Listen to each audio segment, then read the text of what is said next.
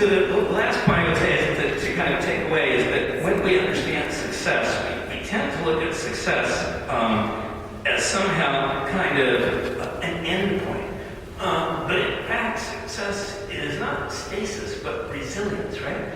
It's the ability to take the shocks that are going to come your way and be able to bounce back in some kind of way.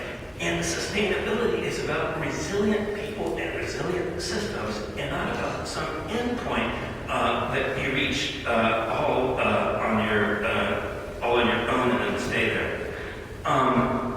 So let me close.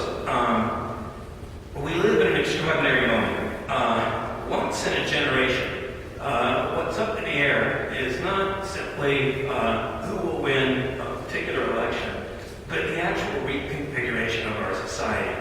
The ways in which the government and the economy will interact, the relationship between labor and companies and communities, the relationship between finance and productive investment, and ideology, the stories that we tell ourselves.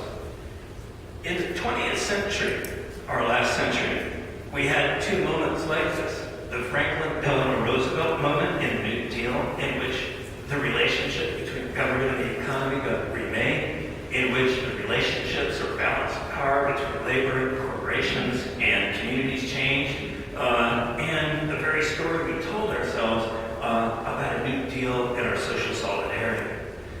In the 1980s, we had another dramatic moment as well, the presidency of Ronald Reagan, who some may not have liked his policies, but it would be hard to argue that that was not a dramatic reconfiguration of America with regard to the relationship of the market and state, with regard to the balance of power between corporations, labor, and communities, and with regard to the story that we told ourselves.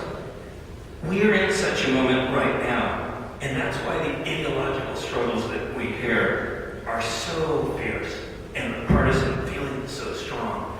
Because what's up for grabs is not simply this particular moment, but really a trajectory for quite a long time. And regions matter, like yours matters, as experiments about how to do this right. Many of the best ideas that were implemented during the New Deal actually came from experiments in regional assembly laboratories. As for the rise of the conservative movement and the right, do you remember that book, What's the Matter with Kansas? Which is about the rise of the conservative movement, and really things happen school board by municipality by municipality, region by region, and state by state before moving